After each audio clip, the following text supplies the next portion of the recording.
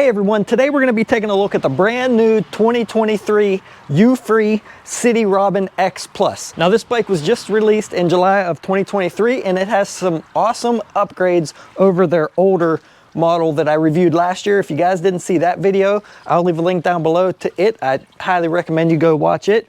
Now this bike comes in 4 different colors. It comes in blue, green, black, and white. I have the white one here this time to review, and just as a disclaimer, they did send me this bike for testing and review, and if you're interested in picking one of these up after watching this video and feel like this is the right bike for you, I'll leave affiliate links down below in the description where you guys can go see all the information about it, the current pricing, any coupon codes that I can get, I'll leave down below for you guys to save a few bucks. And what is awesome is that this company is actually expanding to dealers all over the United States. They're being sold in a lot of stores. If you want to find out if there's one in your area, make sure you use that link to go to their website and check out all their dealer locations where you can go see one of these up close and in person. Now, if you go to a bike shop and order or buy one of these bikes, I'm not going to receive a commission. That's okay. Whatever works for you. If you feel like you'd rather go look at a bike in person and purchase it at a local shop, then so be it. But if you do use that link and do decide to provide me with the commission, I really appreciate it. So let's get into all the differences. So a few of the subtle differences right up front. They did upgrade the SP Connect phone case that mounts here. You can see there's the old one, but the new one has more of a rounded mount on it for the new style cases that will work with wireless charging. The hand grips are now locking. On the old model, they were not. Up here on the front of the bike, you have a new display plate, which displays their logo of Euphree. Before, you just had a little logo in the center here. And I'm not gonna lie, guys, I really do like the blue one better than the white one. But this one is a lot nicer of a ride. And that is because of the brand new gearing on the new City Robin X Plus. Up front, you have a 50-tooth chainring, and in the back, you have an 11 to 28 freewheel. And I gotta tell you guys, this thing is way nicer to pedal, especially being that it has a brand new torque sensor on this one versus the Cadence sensor on the old one. On the old one, I seem to run out of pedal fairly easily, and they did upgrade to a 50-tooth chainring in the front eventually, but on this model they put the 11 to 28 tooth with the torque sensor, and it is just a lot nicer a ride, and you will see that in the ride test here coming up. Another difference, which is really nice, is that on the new one you can see there's no wires exposed here. They're all going down through the head tube, even the hydraulic brake cable, which comes out the bottom here. Really nice if you're mounting a basket on there. You don't have to worry about any wires getting in the way of the basket or anything you have in the basket. On the old model, they were all integrated except for the brake line, so you still had to worry about that when you had a basket mounted to the front. Another nice feature is that it now has a new permanently mounted cafe lock. That's going to be nice if you're just running into a store real quick. However, I did have a few slight problems with it, which I'll show you now. Now, it is really cool how they have it mounted permanently to the bike, and it's going to be really good for running in and out of a store really quickly. There's a few things I want to mention though, is this is not going to prevent your bike from getting stolen. It's just going to prevent it from getting ridden away. So somebody's not going to be able to hop on it and take the bike and just ride it away. They can pick it up and carry it though. And one other thing I want to mention is when you have this lock locked, the way it comes through the back wheel, you can see it comes through the spokes and locks your back wheel from turning. Now, if you come out from a store and you forget to unlock your bike, you get on it and go to ride it away, you are going to bend some spokes and damage your wheel. So definitely do not do that. Do not forget that your cafe lock is locked.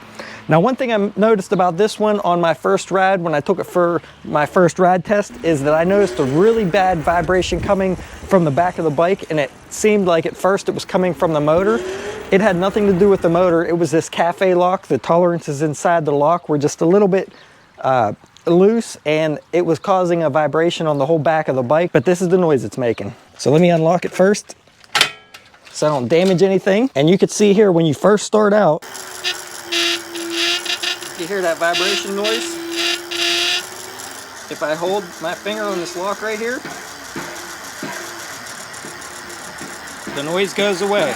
So it's just something in here vibrating. Cool concept, but that noise will drive me nuts. So like I said, if I can't get it to quit, I'm just gonna take it off. All right, update on that cafe lock. Very simple fix. All I did was take a pair of pliers, I locked the lock and just squeezed down gently right here, bending that down just slightly right there. Now when it goes unlocked, that actually sits in that spot right there really tight, and no more vibrations. And another thing that's nice is they kept the rear rack the same. So if you buy their additional basket that mounts on, you can see it clips on really easily. And then the next awesome feature was that they were able to shorten this seat tube by about 1.5 inches, and that gets your seat height for the minimum seat height down 1.5 inches versus the old model over there. And don't know if you could see from here, but there is about 1.5 inches difference there on the height of the seat. And this new model does now include the Velo plush seat automatically. On the old model, you had to pay to upgrade that. It was about, I believe, $60 if I can remember right. Well, it now comes with that, and it still comes with the Suntour NCX suspension seat post, which is amazing because that seat post alone is somewhere around at least $100. So for it to come with that, that's awesome. The minimum seat height on this, according to my measurement, is about 33.5 inches, and on the other one, it's 35. Now you can get this down probably another, maybe 3 inches if you took the suspension seat post out and put a regular post in. That is gonna give you a little bit less comfort, but it will make you be able to touch the ground easier if you're a very short rider. Now my wife had no problem sitting on this bike and touching the ground with her toes with the suspension post, and she is 5'3". So I'm 5'7.5". We'll be doing this ride test here. I'm 175 pounds, just so you guys know how this bike's gonna perform with the weight that's on it. So let's get into the testing and see how it does. Oh, and thanks for watching. If you guys found this video helpful, please leave a comment down below because it really helps my channel out. So let's get into it. All right, everyone, here we go. The first hill I go up in all my tests. I have a fully charged battery. I'm in turbo mode, and I'm gonna see if this 48 volt 500 watt Bafang motor can pull me up this hill with throttle only. Now it should, because this bike's rated for 85 Newton meters of torque, which is pretty good. So let's see if it will pull me all the way up and what speed we can maintain. 7 miles per hour according to GPS and the display, 6. So it looks like it's not gonna drop below 6 miles an hour. So pretty good for a 500 watt motor. Actually pulled me right up that, no problems. Like I said, rated for 85 Newton meters of torque. That's one thing you guys are definitely gonna wanna look at if you need the power to get up hills. Not only just 48 volts or how many amps the controller is or how many watts the motor is, but you're gonna wanna look at Newton meters of torque as well, because some 750 watt bikes that I have performed a lot less than some 500 watt bikes that I have, for sure. So you guys can see that if you watch some other videos. So now we're gonna check out the brakes on this going down this hill. So this does have Tektro hydraulic disc brakes with 180 millimeter rotor on the front and a 160 millimeter rotor on the rear. And the brakes on this seem to be really good, just like their original version. No squeaks and squeals whatsoever. Stops really nice and easily. I could probably lock them up if I wanted to. And spoiler alert, before we even get into more of this ride, it's really nice to pedal. And you're gonna see that here once we hit max speed, how the cadence is on the pedals, and if I ghost pedal at all, which, wait till you guys see this because it's pretty nice. So now on this bike, you have 4 levels of assist. 0 will turn the bike off and give you no power. This is just all human input. You could bump it up to Eco, Tour, Sport, or Turbo. So there's 4 different modes, and it does not go 1 through 4. It goes Eco, Tour, Sport, Turbo. And with the torque sensor on this bike, the more effort you put in, the more you're gonna get out of it, and it makes it a really good riding experience.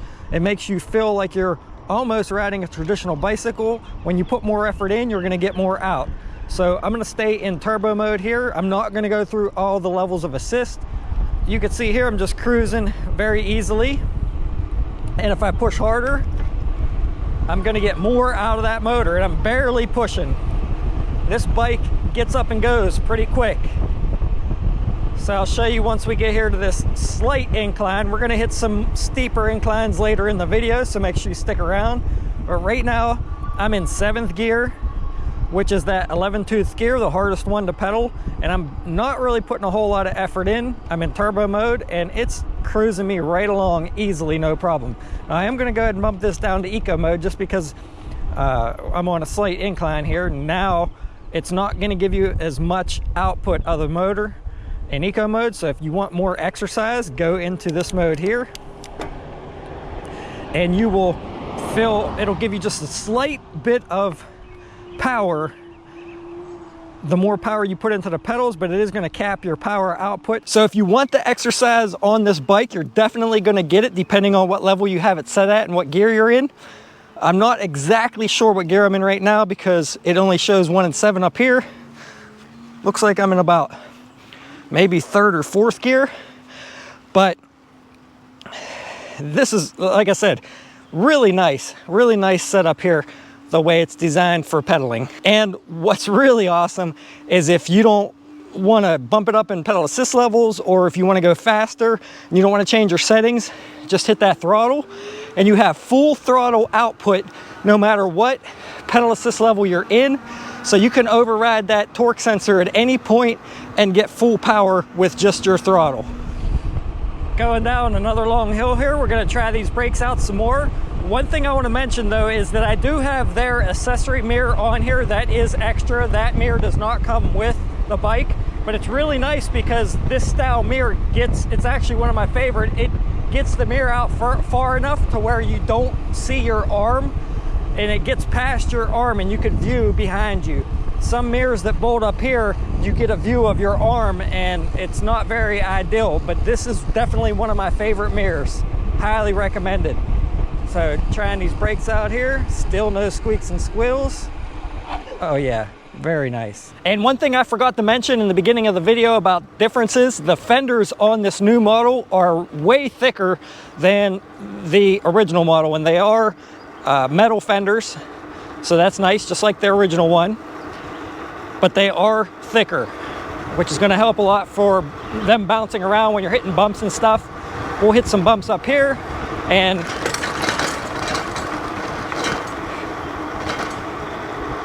almost a little hard one-handed. I had the quarter of my hand on there, but really nice. The suspension post, this NCX Suntour suspension post, is a post that I have been recommending since the last time I tested it on this bike. This one and the Redshift post, but this one is way cheaper than the Redshift. Yeah, the Redshift post is slightly nicer and comes with the extra spring for heavier riders, but this one is really nice as well, and you really can't beat it for the price point. It goes back as it goes down, so it's going to give you really nice cushion there when you hit bumps with the back of the bike. And I have no complaints about the front suspension on this either, guys. Hydraulic front fork that does have adjustability on the right hand side with a preload on the left.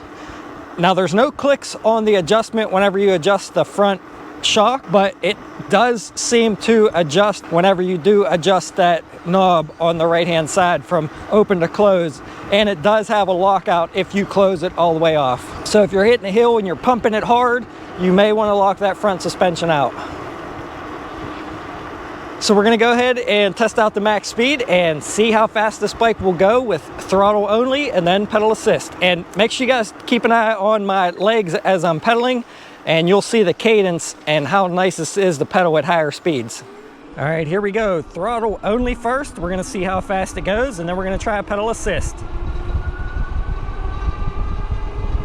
20 miles an hour according to GPS. 24. And this is just throttle only, guys. Holy cow.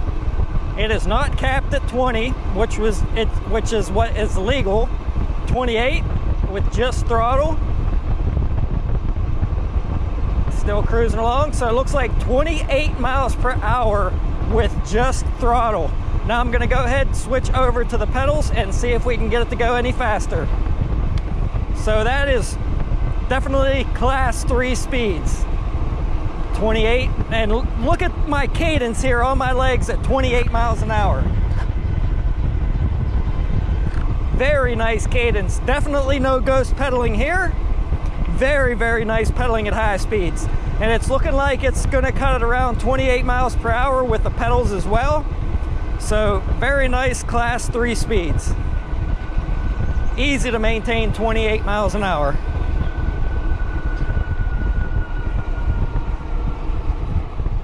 Unless you hit hills, then obviously the speed's gonna go down a little bit, but on level ground, very easy to maintain 28 miles per hour. All right, here we go up this slight hill here.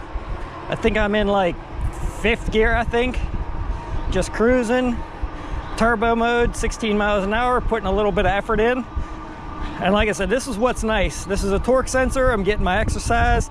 Now, if I feel like I'm putting too much work in or I'm getting too tired, I'm just gonna hit the throttle and ease off on those pedals and don't have to put as much work in. So that's what's awesome when you have a torque sensor and a throttle that overrides the torque sensor. Some really high-end e-bikes don't even have a throttle when they have mid-drives, and they have torque sensors, but sometimes when you hit hills, you're working your butt off getting up that hill, and there's no way to override that. And basically, you have to put the work in to get up it. So really nice to have the throttle to override it. Very nice and comfortable over those train tracks. No problem. All right, everyone, I stopped to take a little bit of a break, so let's check out the specs and details on what you get with the Euphree City Robin X Plus. So as I said earlier, up here on the bars, you get a nice set of locking grips. Next to that, you get a thumb throttle and then your display to control your pedal assist levels. You can also go into this display, into the advanced settings, and set the start strength. There's 2 different modes for that, as well as a few other settings. Now you can adjust your max speed in there. I have this turned all the way up for testing, and there is a setting in there where it tells you could change it from 4 to 5 levels of assist. I didn't see any difference there. So if you guys get one of these and notice a difference, please put it down in the comments below. And there is another setting called auto assist. I have no idea what that is. Couldn't figure it out. Didn't seem to make a difference. So if you know what that is also, please put it down below in the comments. But overall, nice minimalistic display. What's really nice about these small displays is even though you can't really see them too good, less chance of them getting broken. In the center here, you have a nice adjustable stem that you can adjust down for further reach or way up for a closer reach, and makes the handlebars higher so you don't have to bend over as much, which is how I like them. You can see it's on a little bit of an angle. I could have still brought it back further if I wanted to, but for me, this is perfect. It has the headlight in the center on the handlebars here, which is nice. You don't have to remove and relocate the headlight if it was mounted here. If you put a basket on, it will be up here. Only thing you got to watch, if you put too much in the basket, the light may hit the basket. But what's really nice about this is when you turn the handlebars, the light turns as well, even if you had a basket mounted on the front. Over here on the right hand side, you have a 7-speed micro shift with a thumb shifter here and a really nice premium bell here. However, if you watch some of my other videos, you know that I change all my bells out for one that holds an AirTag. I shouldn't tell everybody that, but I'll leave a link down below in the description if that's something you're interested in. For the braking system, we have Tektro hydraulic disc brakes with 180mm rotor on the front and a 160mm rotor on the rear. For power, this bike's using a 48-volt, 14-amp-hour Samsung battery housed in the frame here. Really easy to remove by unlocking it with the key here and flicking this switch. You could charge the battery in or out of the bike through this charge port here. And that is using a 22-amp controller housed in the frame here to power the 500-watt Bafang hub motor. Now, I took the controller out because I always like to verify how many amps the controller is. It didn't have an amperage rating on it, but I did call them and they did specify that it was a 22-amp controller, but it was programmed at 20 amps output, which is okay. I would rather have a bigger controller programmed down than to have a 20 amp controller programmed to 20 amps. So in my opinion, it gives you a little bit of a bigger controller, a little bit more resistance to burning out. I mean, that's just my opinion. Let me know what you think down below. But it definitely seems like it has lots of power for a 500-watt bike, but it's probably peaking closer to 1,000 watts. Up here on the frame, you have a set of mounts for a water bottle holder, as well as on the seat post tube here. So if you had a water bottle holder and a lock or whatever other accessories to attach, it's nice that they give you 2 spots to mount those. Already mentioned the included cafe lock earlier, the Suntour NCX suspension seat post, and the Velo plush seat that it now comes with. And I already talked about the 52 tooth chain ring and the 11 to 28 freewheel in the back. Makes it really nice for pedaling. And it has a micro shift 26C derailleur on it with a nice derailleur guard in case your bike lays over. You don't have to worry about your derailleur getting all bent up, which is always nice to see. Now for the wiring on this bike, this is what is awesome. Like I said earlier, everything is mounted down through the tube. You don't see any wiring coming down the bike at all. There's a little bit underneath the frame here, but even on this side, the hydraulic brake cable goes in the frame here and comes back out here. So even this little bit here is hidden, which is awesome. They could have went the cheaper route and just put it underneath like most companies do, but they routed this one in the frame just like on their other model. Have a nice heavy duty adjustable kickstand here, and like I said before, this is what makes it really nice to pedal. That is the torque sensor. And most cheaper bikes, they have a Cadence sensor, which a lot of people like, and I'm not saying they're bad, but you do get better feel of the bike when you do have a torque sensor like this, and it makes the riding experience a lot better.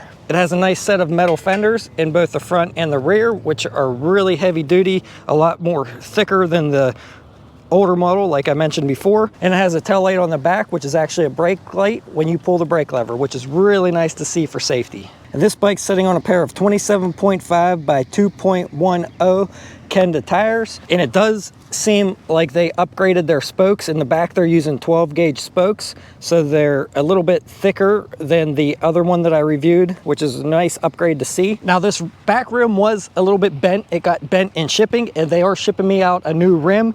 They're going to send me a return label. All I got to do is put this one back in the box and send it back to them. So it's really good customer service. It's really nice to see. They're a US based company out of Houston, Texas, and parts are going to be a little bit quicker to get, being that they are US based, which is awesome. And like I said before, if you guys are interested after watching this video and think that it's right for you, I'll leave links down below where you can pick one of these up. And if you don't think it's right for you, make sure you check out some other videos, because I'm sure you'll find something that is. And if you're into carrying extra gear, this has a nice set of mounts in the front for a front basket, which will hold 25 pounds.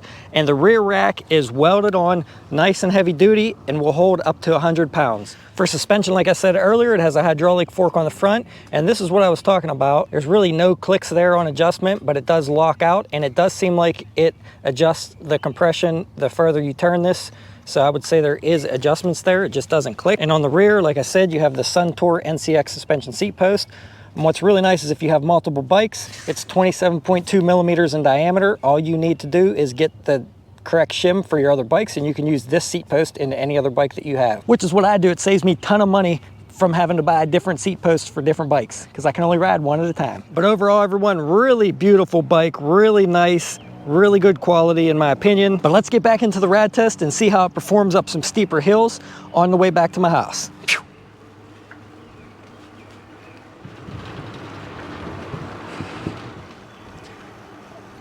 All right, so no rear suspension, but with the suspension post in the rear, watch this. Nice and soft. And we'll go up and down a few curbs up here. Very nice.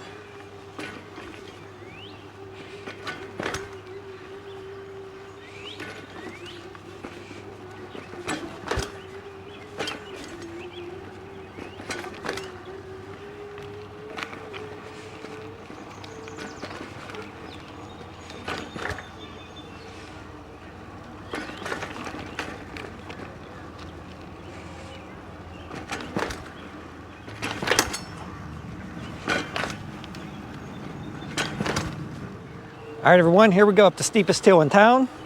I'm in turbo mode, just putting a little bit of effort into the pedals. Let's see how it does. I'm gonna go ahead and do a little bit of throttle only here. Then I'm gonna start pedaling if I feel like I need to.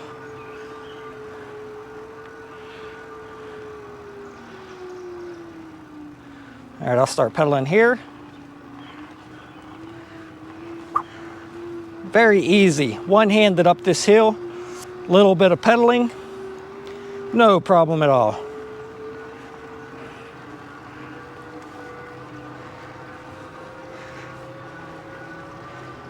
All right, here we go, everyone. Last long hill before I get back close to my house. And we're gonna just do some pedaling with no throttle here and see how it does for a little bit. Then I'll probably switch over to some throttle. Can't really shift gears right now because I'm holding the GoPro with that hand. But I'm in first gear, which is going to be the easiest to pedal, and walking up this, no problem. We'll see if it limits my power by the time we get to the top. Controller should be nice and warm by then. So far so good, doesn't feel like it's limiting me. I'm gonna go ahead and hit the throttle here a little bit, take a break.